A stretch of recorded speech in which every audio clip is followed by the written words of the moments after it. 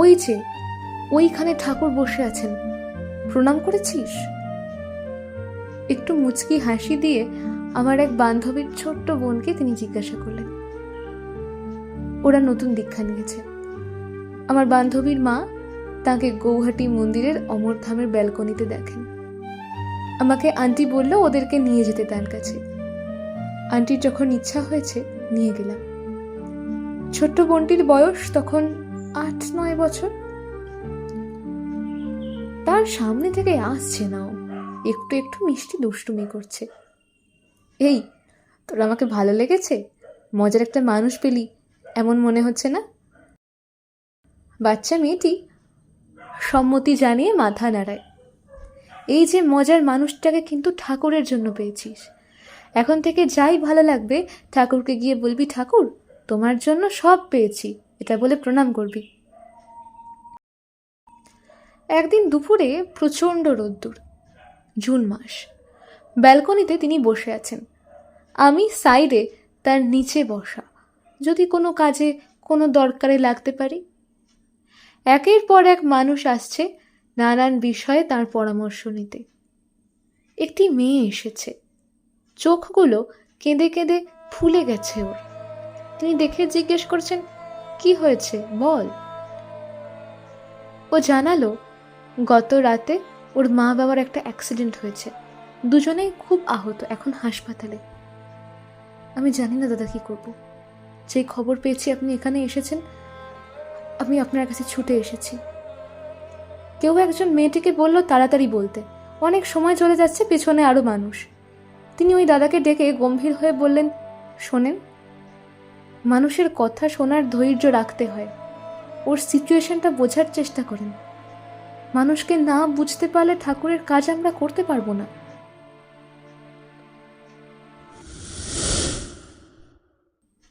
জয়গুরু বন্দে পুরুষোত্তমম। আপনাদের সকলকে আরও একবার স্বাগত জানাই আপনাদের এই চ্যানেল ভয়েস অফ লবঙ্গতে। আজ আপনারা শুনছেন শিখা সেনগুপ্তের কলমে প্রাণের তিনি প্রাণনাথ পর্ব 5। এর আগের পর্বে আমরা জেনেছি আচার্যদেবের সঙ্গে শিখাদির অপূর্ব সমস্ত মুহূর্তের কথা। তবে আজকের পর্বে সারপ্রাইজ রয়েছে। আজকে শিখাদি যে ঘটনাগুলি দিয়েছেন সেগুলো পূজনীয় অবিন দাদার সঙ্গে। কিভাবে কাজ হয়, কিভাবে উনি মানুষকে সান্ত্বনা দেন, কি করে সকলকে ভালো রাখতে চেষ্টা করেন, তারই কিছু অংশ। বেশি দেরি করব না, চলুন শুরু করা যাক, সঙ্গে থাকুন। আপনারা শুনছেন প্রাণের তিনি প্রাণনাথ পর্ব 5। এইসব 2019-এর ঘটনা। আমার সঙ্গে সবসময় তার বকা ও স্নেহের সম্পর্ক। তাঁরই দেওয়া একটা কাজ তাকে সাকসেসফুলি দেখাতে পারছিলাম না বলে অধৈর্য হয়ে পড়ছিলাম। তিনি সাহস দিয়ে বললেন, তুইও আছিস, আমিও আছি, হয়ে যাবে একদিন, সময় আছে তো। যখনই আর পারবো না, আর পারছি না করে হতাশ হয়ে পড়ি, তখন তিনি ডিফিকাল্টি লেভেল আর এক ধাপ বাড়িয়ে দেন কাজটার। কমানো তো দূরের কথা, বরং আরও কঠিন করে দেন, আর তারপর ওই মুচকি হাসিটা দিয়ে চলে যান। কিন্তু কি আর করা যাবে, এটাই যে আমার পরম প্রাপ্তি সেটা আমি জানি। তাই মাথা পেতে মেনে নিই, আর তারপর রিয়েলাইজ করি এটা কি হলো। কিন্তু সেই আবার কি আর করা যাবে, তিনি তো আমার দাদা। আমার দাদার আদেশই যদি পালন করতে না পারি, কি আর বোন হলাম তাহলে। মাঝে কেটে যায় দীর্ঘ 3টে বছর। এইবার যখন দেওঘর গেলাম, আমি শিওর আমার নামটা তার আর অ্যাটলিস্ট মনে থাকবে না। মুখটা হয়তো মনে থাকবে, কিন্তু নাম মনে থাকবে না। এই সময়ের মাঝে এতগুলো বছর পেরিয়ে গেছে, কত কত মানুষ তার কাছে যায়। যদি এটাই আমার ডিমান্ড থাকে, তাহলে তার আমার নাম মনে থাকবে, না হলে আমার মন বড়ই দুর্বল। তাই কোনো ডিমান্ড রাখিনি। প্রথম দিন দেখি তিনি নাটমণ্ডপের পেছনে দাঁড়িয়ে আছেন। বাবাকে প্রণাম করে এসে কোনো এক কাজে যাচ্ছেন। রাস্তায় অনেক ভিড়। আবার কত কত মানুষ এসে তার কাছে নানান বিষয়ে পরামর্শ নিচ্ছে। আমি আর মা হসপিসে দাঁড়িয়ে আছি। ভাবলাম এখন তাকে ডিস্টার্ব করব না, শুধু একটা প্রণাম করে আসি। তিনি বেরিয়েছেন যখন, দূরের থেকে তিনি আমাদের দেখলেন। আমাদেরকে দেখে বললেন, শিখা, তোর সঙ্গে পরে কথা হবে। শিখা ইকো হতে থাকলো আমার কানে আমারই নামটা। তার মুখে আমার নামটা শুনলাম 3 বছর পর। ভোলেননি তিনি, হয়তো আমার মনের ডাউট ক্লিয়ার করার জন্য এত দূর থেকে ডাকলেন। মনে মনে একটু লজ্জা হলো। আমি নাকি ভেবেছিলাম তিনি ভুলে যাবেন। আবার একটু আনন্দও হলো। তিনি মনে রেখেছেন তার শিখাকে, তার এই বোনকে। পরের দিন আমার সামনে দিয়ে তিনি পূজা নিয়ে মার রুমের থেকে বেরোলেন। কি শিখা, তুমি এখানে কি করছো?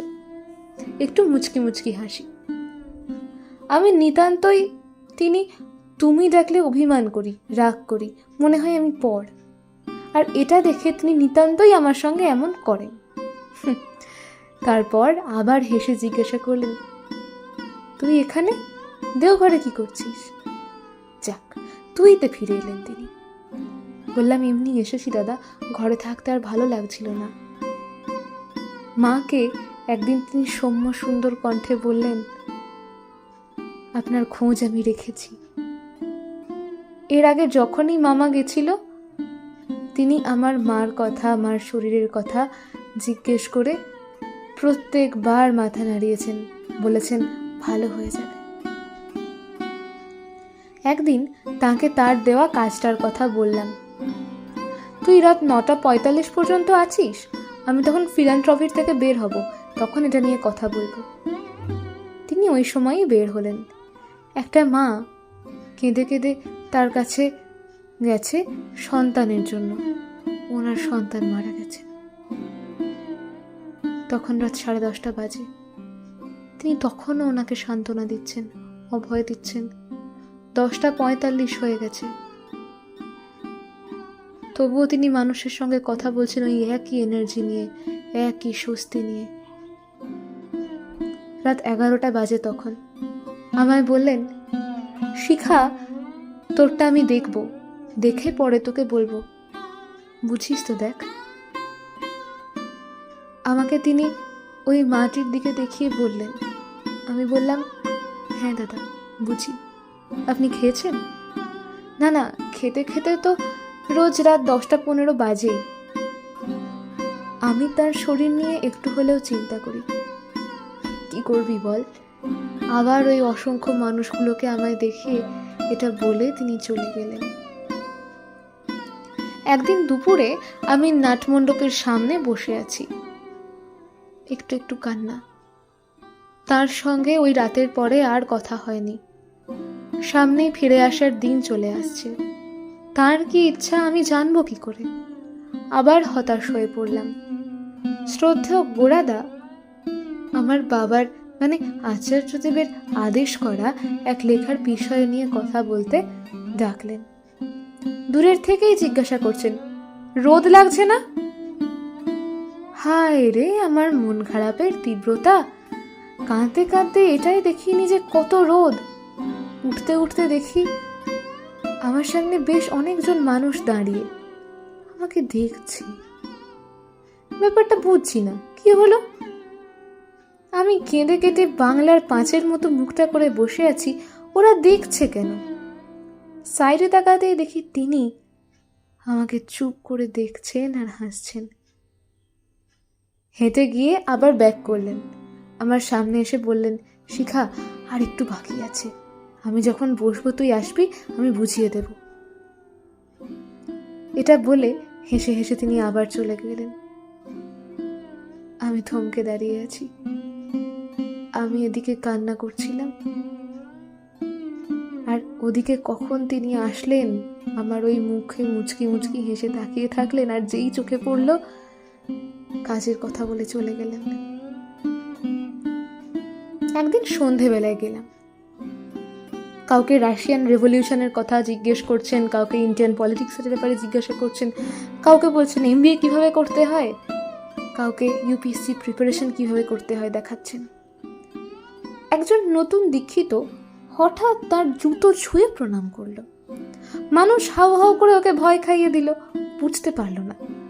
তিনি ওকে সামনে ডেকে হাসতে হাসতে বললেন, स्कूल में हाइजीन सीखा है ना, पैर क्यों नहीं छूना चाहिए पता है, हाइजीन मेंटेन करने के लिए। ছেলেটা বুঝলো এবার, খুশি মনে চলে গেল। কি সুন্দর বোধের জাগরণ হচ্ছে তার সামনে। আমি ডাকলাম, দাদা। হ্যাঁ শিখা, বল। সোমবারে ফিরে যাব গৌহাটি। দাঁড়া, তোর সঙ্গে কাজ নিয়ে গল্প করতে হবে। পকেট থেকে তার ফোন বের করে আমাকে তারই নিজের একটা লেখা দেখালেন। দেখ, এটা আমি চেষ্টা করেছি, এটা এখানে দাঁড়িয়ে পড়ে দেখ। ফোনটা আমার হাতে দিয়ে তিনি আবার সবার সঙ্গে কথা বলা আরম্ভ করলেন। আমি তার পেছনে দাঁড়িয়ে পড়ছি। সবার সঙ্গে কথা শেষ হওয়ার পর আমায় বললেন, কি মনে হলো, স্ট্রাকচারটা দেখে নে, এমনভাবে করে আনবি যখনই আসবি, যতদিন না হচ্ছে করতেই থাকবি, বাকিটা আমি দেখে নেব, চিন্তা কিসের। একদিন তাকে প্রণাম করার পর নিচে আছি, তিনি দাঁড়িয়ে আছেন। তিনি আমাকে হাত দেখিয়ে আমার দিকে সেই করুণা ধারায়, সেই স্নেহে তাকিয়ে বলছেন, শিখা, উঠে পড়। মনে পড়ে যায় তাঁর ওই কথাটি। ঠাকুরকে প্রণাম করে বলতে হয় যে আমি তোমার জন্য সব পেয়েছি। সেই পরম দয়ালের অনুশাসনে নিজের জীবনকে চালাতে হয়, অহরহ বলে যাচ্ছেন তিনি। তাকে জীবনে কিভাবে প্রতিটি মুহূর্ত রাখতে হয় শিখিয়ে চলেছেন এই কর্মযুগের চরম পর্যায়ে। তাকে রাখতে হয়। রবীন্দ্রনাথ তাই লিখেছেন, তোমার রাখি বাঁধো আটি, সকল বাঁধন যাবে কাটি, কর্ম তখন বীণার মতো বাজবে মধুর মূর্ছনাতে। আজ রাখি বন্ধন। ঠাকুরকে প্রণাম করে সব সময় বলি, তোমার জন্য আমি দাদাকে পেয়েছি, আমার দাদাকে, তাঁর ঐশী সত্তাকে আমার প্রণাম। এই দিনেই আমি তাঁর বিষয়ে লেখার দুঃসাহস করলাম। আমার প্রার্থনা, আমার বিশ্বাস বলে উঠুক, তিমির কাঁপিবে গভীর আলোর রবে, প্রিয়তম হে জাগো, জাগো, জাগো মোর হৃদয়ের গোপন বিজন ঘরে। যখনই পড়ে যাই জীবনে, ভাবি হয়তো এটাই শেষ, এই পর্যন্তই, আর হয়তো পারবো না, আর হয়তো হবে না। তখনই পাহাড়ের থেকে, আকাশের থেকে, সমুদ্রের থেকে তার বলা তিনটে শব্দ আমার বেদন ভরা জীবনে বিনার ঝংকার দিয়ে বলে, শিখা, উঠে পড়।